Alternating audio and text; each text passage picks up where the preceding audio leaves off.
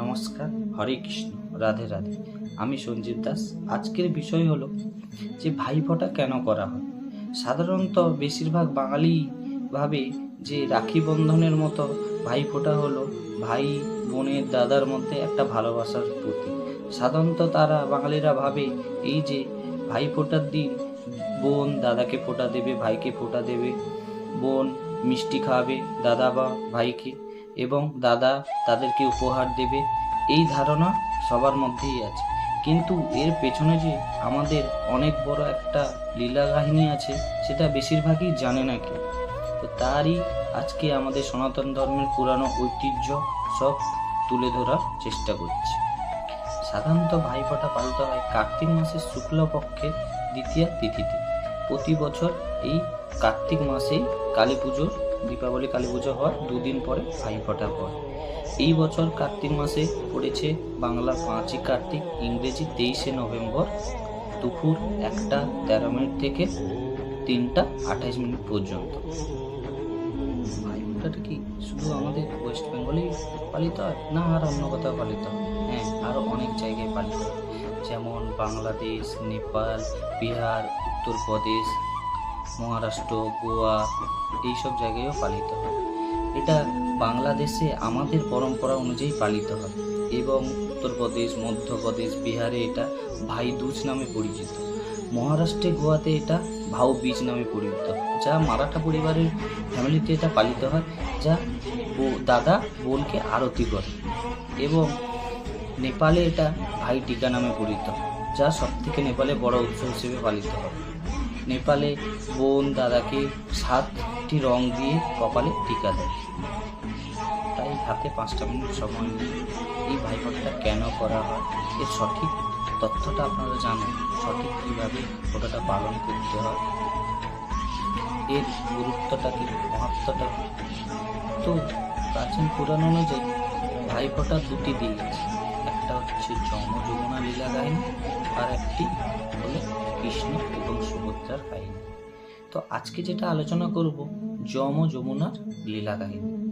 তো যমুনা হলো সূর্যের কন্যা, আর যমুনা দাদা হচ্ছে যমরাজ। তো যমরাজকে আমরা সবাই চিনি, কেন এই পৃথিবীতে যে যতই পাপ করুক যমরাজ তার পিছু ছাড়ে না, তাকে যমরাজের কাছেই যেতে হবে। তো যখনই যমুনা জন্ম হলো, তার পিতা সূর্য খুব চিন্তিত হয়ে পড়লেন, কারণ যম ও যমুনা দেখতে খুব কালো ছিল, যমের থেকেও যমুনা দেখতে খুব কালো ছিল।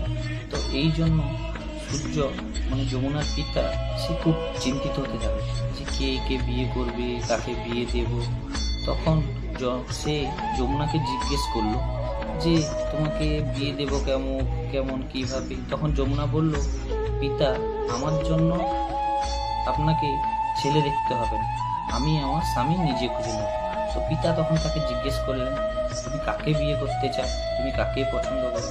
তখন যমুনা তার পিতাকে বলল, আমি ভগবানকে বিয়ে করতে চাই। তখন পিতা তার কথা শুনে বলল, ভগবানকে পাওয়া সহজ নয়, ভগবানকে পেতে গেলে অনেক তপস্যা এবং আরাধ্য করতে হয়, এটা খুব কঠিন। সে তখন পিতাকে বলল যে আমি করব। তখন সে তপস্যা বা আরাধনা করতে থাকে।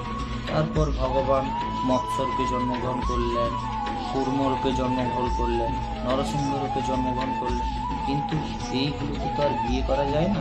তাই সে অপেক্ষা করতে থাকলো। যখন ভগবান রাম রূপে জন্মগ্রহণ করলেন, তখন যমুনা তার পিতাকে গিয়ে বলল, বাবা, আমি ভগবানকে বিয়ে করতে চাই। তখন তার পিতা বলল, রামকে সে বিয়েতে রাজি নয়, কারণ রাম হচ্ছে সূর্য বংশের ছেলে। তো সেই একই বংশে হওয়ার জন্য যমুনাকে বিয়েতে রাজি হলো না তার পিতা। এরপর যখন দ্বাপর যুগ এলো, যখন কৃষ্ণরূপে দ্বাপর যুগে ভগবান এলেন, তখন যমুনা তার সঙ্গে বিবাহ করলেন। হঠাৎ যমুনার একদিন তার দাদাকে দেখতে ইচ্ছে হলো, কারণ যমরাজের সঙ্গে দেখা করার জন্য তাদের যমুনার আর তার দাদার দেখাই হয়নি, কারণ যম হচ্ছে খুব ব্যস্ত। সে পৃথিবীতে এত পাপ, এত তোমরা সবাই কত পাপ, তাদের শাস্তি দিতে দিতে যমরাজ তার দেখা সাক্ষাৎ হয় না তার বোনের সঙ্গে। তো একদিন ইচ্ছা প্রকাশ করলো যমুনা তার ভগবানের কাছে গিয়ে যে সে তার দাদার কাছ সঙ্গে দেখা করতে যেতে চায়। তো ভগবানও তাকে বললো, হ্যাঁ, ভগবানও বললো তার সম্বন্ধী বা শালা কীরকম দেখতে, এই জন্য ভগবানও যেতে চাই। তো একদিন তারা এই কার্তিক মাসের কৃষ্ণপক্ষের দ্বিতীয়া তিথিতে তারা যমরাজের সঙ্গে দেখা করতে গেল। সেখানে গিয়ে যমুনা দেবী একটা ডালা সাজান, সেই ডালাতে দূর্বা, চন্দন, কাজল এবং দীপ ছিল এবং ধানও ছিল। তিনি সেই চন্দনের টিকা যখন তার ভাইকে পড়াতে যাবেন, যমকে পড়াতে যাবেন, তখন তিনি প্রথমে ভগবানকে মানে তার স্বামীকে প্রথম চন্দনের টিকা দিলেন। সেটা ডান হাতের অনামিকা আঙুল দিয়ে সেই টিকাটি তিনি ভগবানের কপালে দিলেন এবং তারপর সেই হাতটি তিনি তার সেই চন্দনের বাড়িতে রাখলেন। তো এখন সেটা প্রসাদী হয়ে যায়। তারপর তিনি সেই চন্দনটি বাম হাতের কনিষ্ঠা আঙুল দিয়ে তিনি তার ভাইয়ের কপালে দিলেন এবং তিনি দুর্ভার ধান ভগবানের পায়ে দিলেন এবং সেই দুর্ভার ধান নিয়ে যমের মাথায় দিলেন এবং তিনি কাজল নিয়ে ভগবানের চোখে অর্পণ করে সেটা তার ভাইয়ের কপালে দিলেন এবং তিনি একটু দই নিয়ে ভগবানকে অর্পণ করে সেই দইটি যমের কপালে টিকা দিলেন।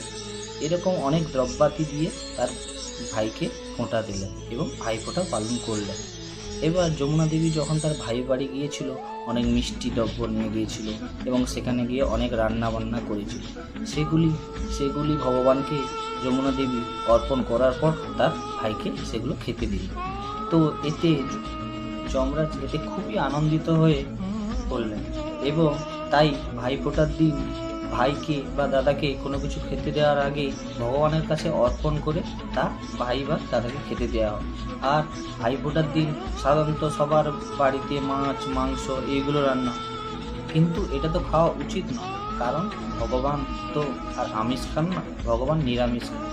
তাই ভাইফোঁটার দিনে সবার বাড়িতে যাতে ওই দিনটা সাধারণত সবাই নিরামিষ খাওয়ার চেষ্টা করুন, কারণ ওটা খেলে ওর কোনো কাজে লাগে না, পুণ্যপ্রাপ্তি কিছু হয় না।